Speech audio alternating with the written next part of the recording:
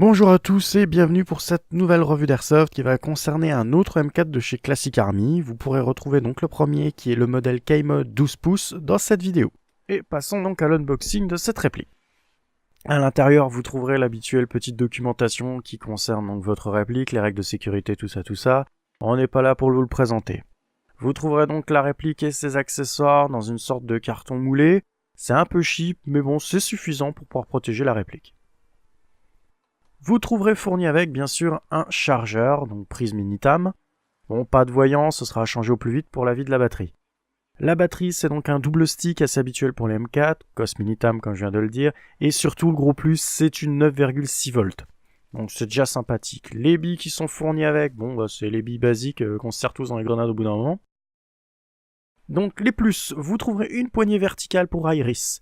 C'est pas des accessoires de grande qualité, mais c'est un plus. Le chargeur est un high cap métal. Donc chargement facile par le dessus, la molette habituelle en dessous, la petite gravure classique armée.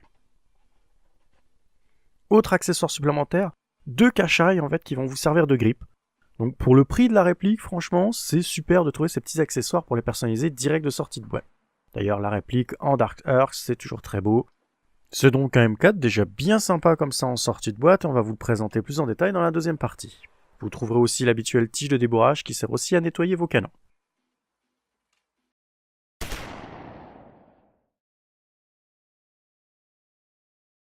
Et nous voici dans la deuxième partie plus en détail. Motor high torque, canon de 603, MOSFET à l'arrière au niveau de la batterie intégrée. Pour ce qui est de l'interne, chambre hop-up métal, même la molette de réglage du hop-up métal, tête et corps piston renforcés, donc pour le prix, on est bien loti.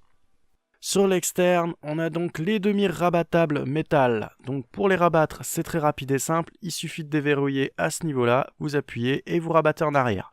Ça permet donc de pouvoir installer des viseurs sans les enlever de type Red Dot. Il y a ici un attache-sangle à l'arrière en métal lui aussi. La crosse, bon il y a un tout petit peu de jeu, mais elle tient quand même déjà pas mal du tout.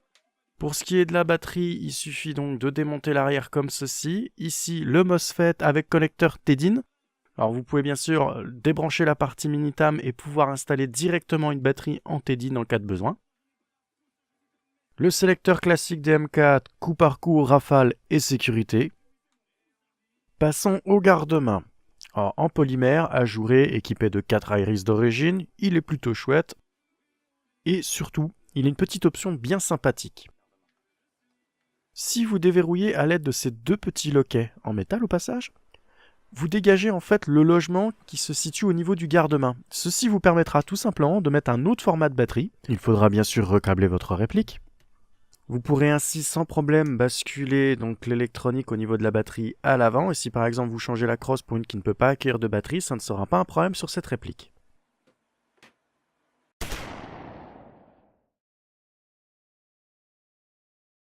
Nous voici au moment du passage au chrony. Elle oscille entre 320 et 330 fps, c'est assez régulier mais ça manque quand même de peps, il faudrait prévoir un ressort un peu plus costaud je pense.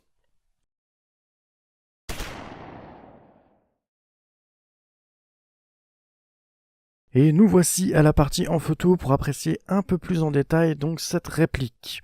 Le corps est en full polymère, plus exactement du polyamide à fibre de nylon, donc c'est courant sur toute la gamme de Classic Army qu'ils ont sorti là, donc il y a plusieurs M4.